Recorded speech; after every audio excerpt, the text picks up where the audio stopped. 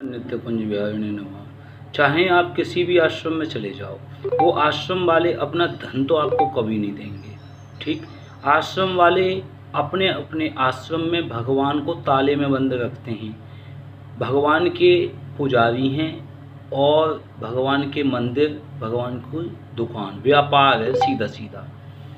कोई भगवान को किसी तरीके से दिखा रहा है, दर्शन करा रहा है, ताले लगा के अपने रुपए उन्हें लेने चाहिए। रुपए बिना तो उनका गृहस्थ या बाबा जी हैं तो भी काम नहीं चलेगा, खर्चा नहीं चलेगा। और किसी किसी के पास ज़मीन भी है और अपना खर्चा सुख संपन्न भी है तो भी कोई बात नहीं, कोई अपनी भक्ति में सुखी संपन्न है। लेकिन वहाँ पर तुम गृहस्थ में तो रह नहीं पाओगे, उनकी तरह साधु बनोगे तब रह सकते हो। ठीक, तो अगर आपको किसी को भी साधु नहीं बनना, गृहस्थ आश्रम करना है, माता पिता का कहना मानना है या आपका एक गृहस्थ आश्रम में जाने की इच्छा है, तो जब तक तुम्हारा मन करे कि उनकी ट्रेनिंग लेनी है, उनसे कुछ सीखना है, तो उनके पास रुको। उसके बाद कतई भी वहाँ मत रुको। पैसे लेने की या पैसे कमाने की चेष्टा से कभी मत जाना। चील के घोंसले में से मांस नहीं निकाल सकता कोई कौआ।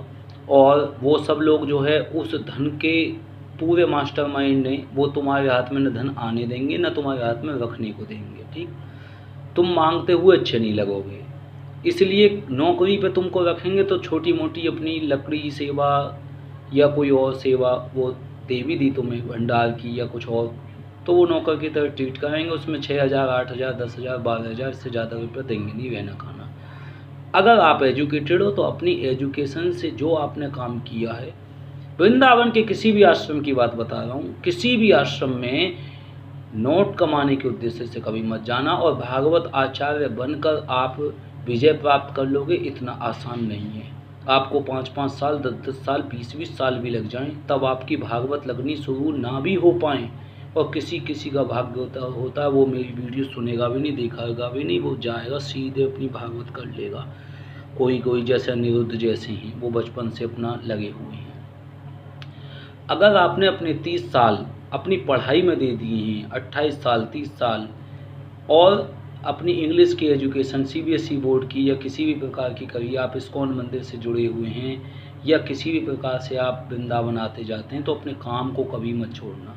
और अपने काम को छोड़ दिया यदि आपने, जैसे आप पहले करते थे, तो आप भूल जाइए कि यहाँ पर प्रेमानंद महाराज कह रहे हैं कि राधा राधा जपने से आपको धन मिल जाएगा। बिल्कुल झूठी बात नहीं है।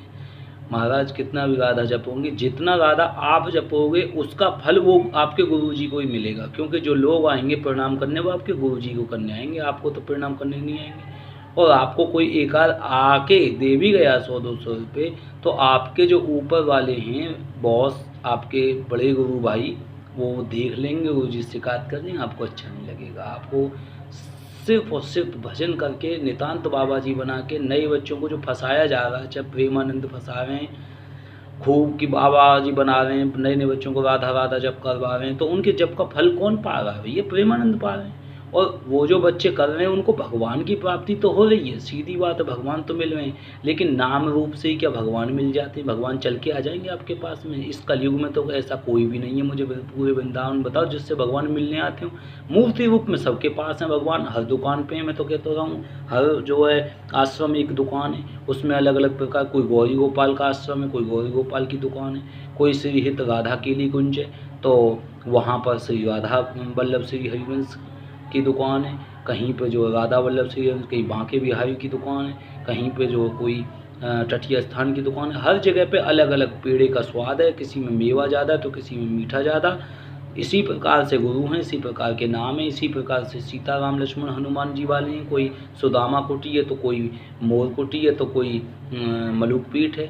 सब आश्रम अपने अपने खेल में लगे हुए हैं। कोई भागवत करके पैसा कमाता है तो कोई दर्शन करा के पैसा कमाता है, फिर उन पैसों से भंडारा प्रसाद करते हैं। कोई साधु हैं तो कोई कुछ हैं। लेकिन ये हकीकत बात है, गृहस्थ आश्रम वालों, तुम अपने बच्चों को संभालो। माँ पहली गुरु होती है, प्रथम गुरु। और अगर माँ की कहने पर कोई बच्चा नहीं चल रहा है और वो इन बुकिश नॉलेज, यानी कि जो किताबों की नॉलेज है, ज्ञान है, जैसे इस्कॉन मंदिर वाले हैं या प्रेमानंद हैं, ये आपको ऐसी झांसे में फंसाने वाली बातें बोलेंगे कि आप राधा राधा जपोगे, हरे कृष्ण हरे राम जपोगे तो आपको सब इच्छाएं पूरी हो जाएंगी।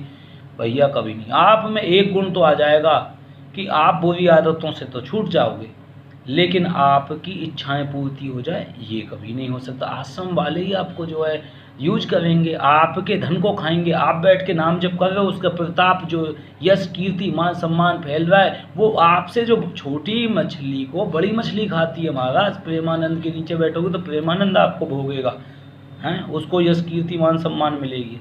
तो प्रेमानंद महाराज अपने नीचे जितने भी चेले बन रहे हैं वो अपना गुरु जी को मिलेगी उसकी यश कृपा मान सम्मान।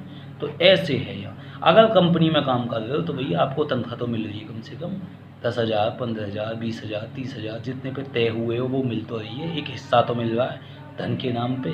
तो धन मिल रहा है तो धन ही यश है, ये धन भी यश है कि मैं उस कंपनी में काम करता हूँ, ये भी एक यश है।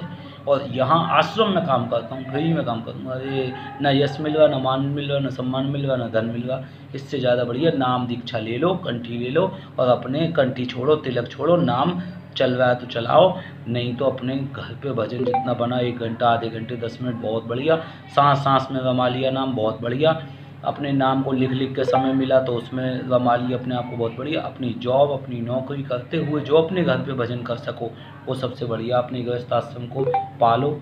और साधुओं में लड़ाई बाज हुई है, साधु शराब पी रहे हैं वृंदावन के, साधु जो हैं गाली गलौज में फंस रहे हैं। तो बहुत समय में परिवर्तन आता है, बहुत समय में शुद्धिकरण होता, बहुत समय में एकदम से कोई स्वामी हरिदास नहीं बन जाता। तो आपके पास अगर समय कम हो तो इधर कभी ये सोच के ना आए कि मैं बहुत जल्दी भगवान को पा लूँगा। अगर फ्री बैठे हो, अब कोई काम धंधा जगत का तुम में बचा नहीं, उसमें कोई रस नहीं है, तो तुम आओ। और नहीं तो तुम तप कर सकते हो, तपस्या कर सकते हो, तो अपनी तपस्या का बल अपने परिवार को दो, अपने पत्नी को दो, अपने बच्चों को दो, अपनी जिम्मेदारी पूरी करो। श्री कुंज बिहारी श्री हरदास एक अनुभव के साथ आपको बता रहा हूँ। जय जय श्री राधे श्याम।